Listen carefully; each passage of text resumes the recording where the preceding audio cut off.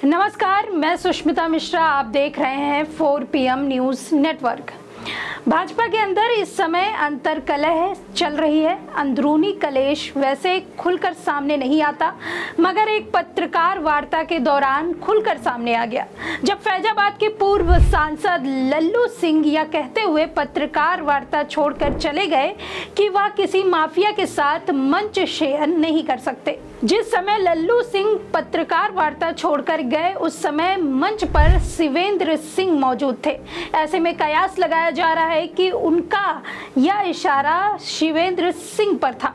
वहीं इस मामले में शिवेंद्र सिंह की भी प्रतिक्रिया सामने आई है। उनका कहना है कि अयोध्या में पार्टी की हार की वजह से लल्लू सिंह की संविधान बदलने वाली टिप्पणी है।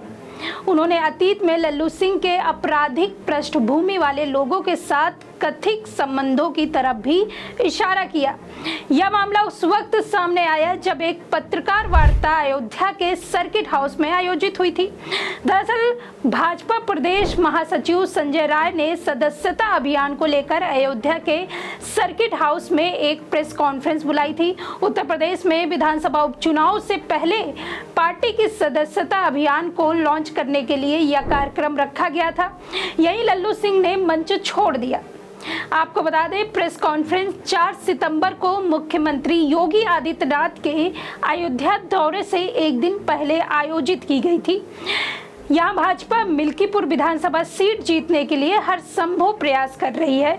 मुख्यमंत्री योगी आदित्यनाथ खुद इस सीट की कमान संभाले हुए हैं। यहाँ तक कुछ मंत्रियों को भी वहाँ डेरा डालने को कहा गया है। मिल्कीपुर विधानसभा सीट तत्कालीन सपा विधायक अवधेश प्रसाद के लोकसभा चुनाव जीतने के चलते खाली हुई है। 2024 में हुए लोकसभा चुनाव में वैसे तो भाजपा को पूरे उत्तर प्रदेश में ही नुकसान हुआ है, लेकिन जिन सीटों की सबसे ज्यादा चर्चा हुई उनमें से एक है फैजाबाद की सीट।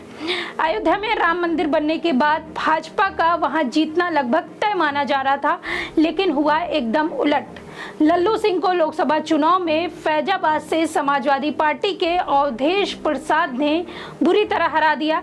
अब इस मामले में उनकी फिर प्रतिक्रिया सामने आई। इंडियन एक्सप्रेस से बात करते हुए लल्लू सिंह ने कहा कि इसका आगामी विधानसभा उपचुनाव में कोई प्रभाव नहीं पड़ेगा।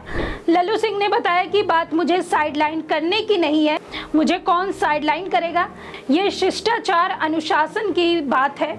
मैं समय से पहले प्रेस कॉन्फ्रेंस में पहुंच गया था और पत्रकारों के साथ बैठा था, तभी पार्टी के कुछ नेता वहां पहुंचे और मंच की तरफ बढ़े। मैंने देखा कि वहां कुछ गलत लोग बैठे हैं। मुझे लगा कि ऐसे आपराधिक पृष्ठभूमि वाले लोगों के साथ बैठना सही नहीं है, इसलिए मैंने चुपचाप वहां से निकल जाना ही सही समझा। उन्होंने आगे कहा, अनुशासन और मर्यादा पार्टी के लिए बहुत जरूरी है। मैं सालों से एक अनुशासित कार्यकर्ता के रूप में पार्टी की विचारधारा के लिए काम कर रहा हूं। पार्टी की जिला इकाई को इस बारे में सावधान रहना चाहिए, वरना पार्टी को इसकी कीमत चुकानी पड़ेगी। वहीं इस पर शिवेंद्र सिंह ने कहा कि वो लंबे समय से बीजेपी के सदस्य के रूप में जुड़े हुए हैं। फिलहाल वो ब्लॉक प्रमुख संघ के जिला अध्यक्ष हैं। उन्होंने बताया, मैं उस दिन मंच पर मौजूद था। मैं लंबे समय से उनके साथ चुनाव में जुड़ा रहा हूं, लेकिन उन्हें कभी भी कोई परेशानी नहीं हुई।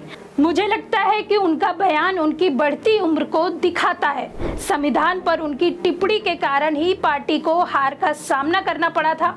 मेरे साथ और इससे भी गंभीर मामले का सामना कर रहे लोगों के साथ उनकी तस्वीरें हैं। उन्हें पहले किसी को माफिया कहने के अपने मापदंड को स्पष्ट करना चाहिए। वहीं भाजपा जिला अध्यक्ष संजीव सिंह ने कहा कि पार्टी के अंदरूनी मसलों को उठाने के लिए एक निश्चित तरीका होता है, सबको उसी हिसाब से चलना चाहिए। आपको याद भी होगा, चुनाव के दरमियान लल्लू सिंह ने ही संविधान को बदलने का बयान दिया था और वह अयोध्या, जहां राम मंदिर की प्राण प्रतिष्ठा हुई, जिस अयोध्या में इतना बड़ा इवेंट हुआ, जब वहां बीजेपी हार गई तो उस हार की टीस का होना भी लाजमी है। लेकिन अब बात यह है कि मिल्कीपुर की सीट का जो उपचुनाव है, जिसका जिम्मा योगी आदित्यनाथ ने ले रखा है, अगर उस सीट पर भारतीय जनता पार्टी चुनाव हार जाती है तो फिर यह जिम्मेदारी किसकी होगी? क्योंकि स्थानीय स्तर पर जिस तरह का विरोध है, जिस तरह के द्वंद्व भारतीय जनता पार्टी के नेताओं और कार्यकर्ताओं में देखने को मिल रहा है और मिल्कीपुर पर चुनाव लड़ने को लेकर जिस तरह से सिरफुटअव्वल दावेदार सामने आ रहे हैं, उससे एक बात तो बिल्कुल साफ है कि अयोध्या में मिल्कीपुर की लड़ाई, मिल्कीपुर की सीट भारतीय जनता पार्टी के लिए आसान नहीं है, बल्कि यह सफर मुश्किलों से भरा है। योगी आदित्यनाथ वहां क्या करिश्मा करेंगे, यह चुनाव बताएगा। फिलहाल इस खबर के बारे में आप क्या सोचते हैं, अपनी राय कमेंट बॉक्स पर हमें जरूर बताइए। तब तक के लिए हमें दीजिए इजाजत। नमस्कार।